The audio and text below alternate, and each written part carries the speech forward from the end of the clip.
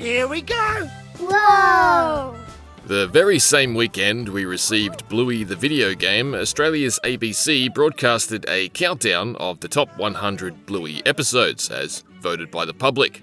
Tuning in for the final 20 or so, it was the perfect opportunity to catch up with any of the very best ones I'd managed to miss over the years ahead of this review.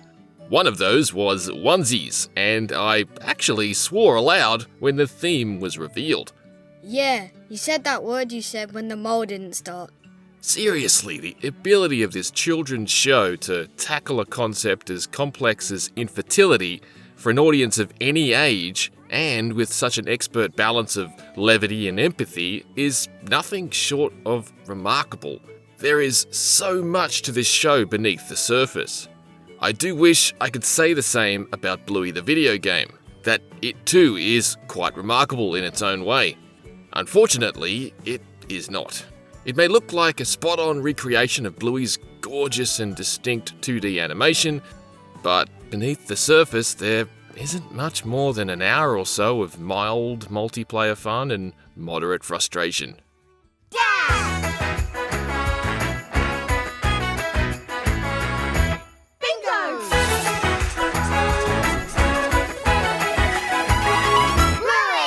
As I've touched on, Bluey the show is a rare breed.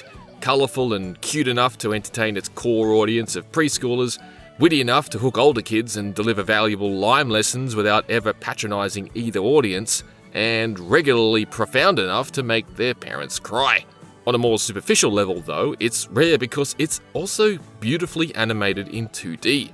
While I admit I probably don't quite have my finger on the pulse of preschooler TV these days, if it's still anything like it was a few years back, this is in stark contrast to most shows for 4-year-olds, which tend to look like time capsules of PS1 game cutscenes exhumed from 1997.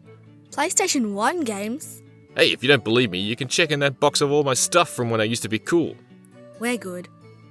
Bluey the video game does an admittedly terrific job of emulating the bright and chunky look of the show, and it effectively converts the 4 available backdrops into 2.5D environments that bring depth to places like the Healer home without jarring with the show's usual look, which is typically staged on a single plane. The characters and animations are equally accurate, and they're more or less indistinguishable from the show itself.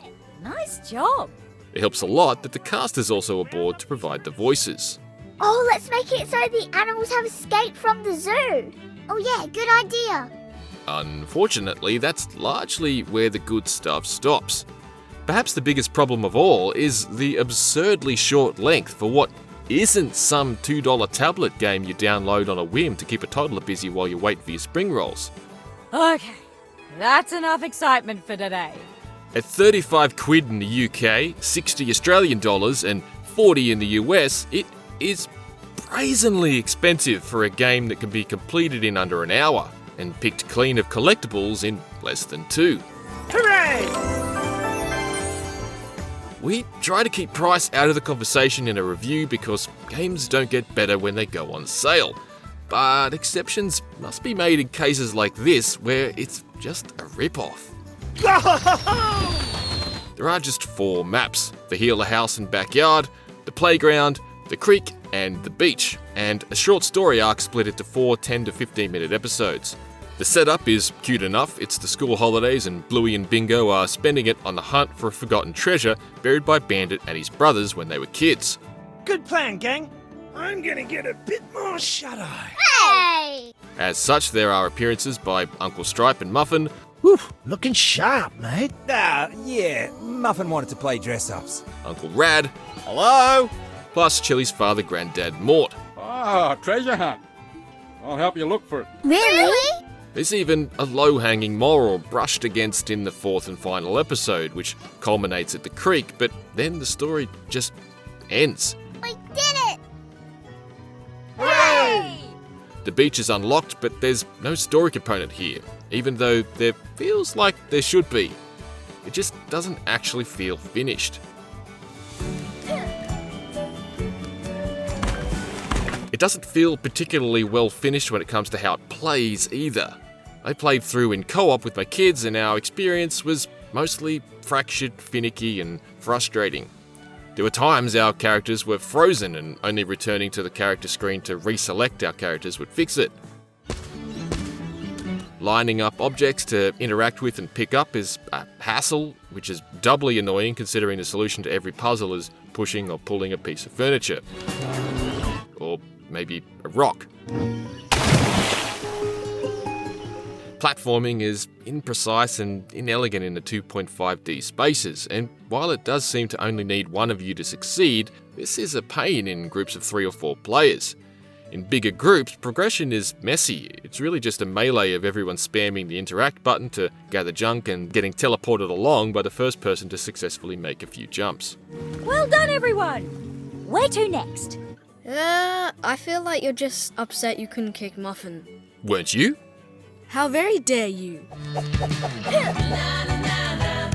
Each of the 4 episodes also introduces a separate minigame that can be started and played from a dedicated game wheel, including Keepy Uppy, keeping a balloon off the ground, which is dreadfully underwhelming in practice. You squirts are pretty good at this. Let's go again. The platforming-based ground is lava. Ha! Magic Xylophone, which is basically freeze tag with an extraneous musical instrument.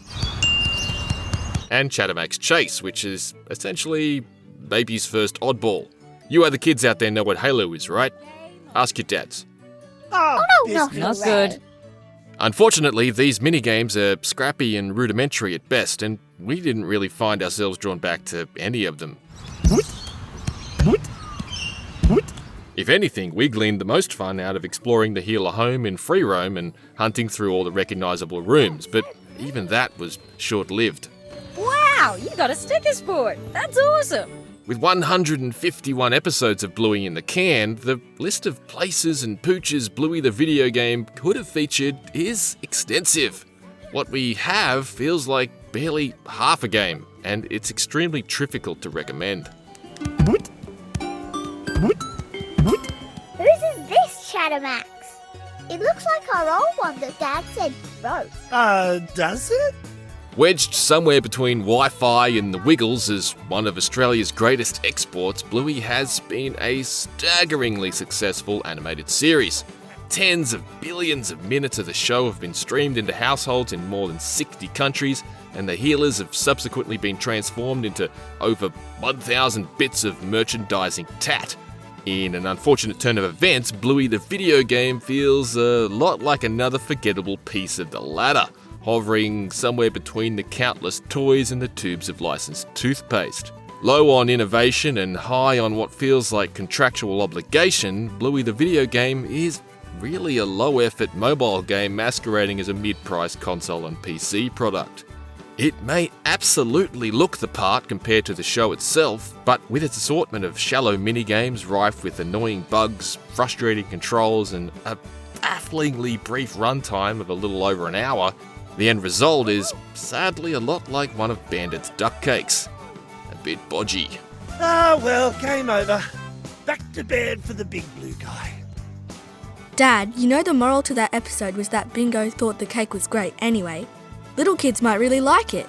Yeah, that's true, but hey, kids having lower standards feels like a very convenient excuse for a bunch of bobo heads to trick us out of cash for a game we could have beaten twice before your bedtime. Hey, teasing is bad. And why should I care? Oh, biscuits. For more of the latest reviews, check out IGN's verdicts on Nickelodeon All-Star Brawl 2 and RoboCop Rogue City.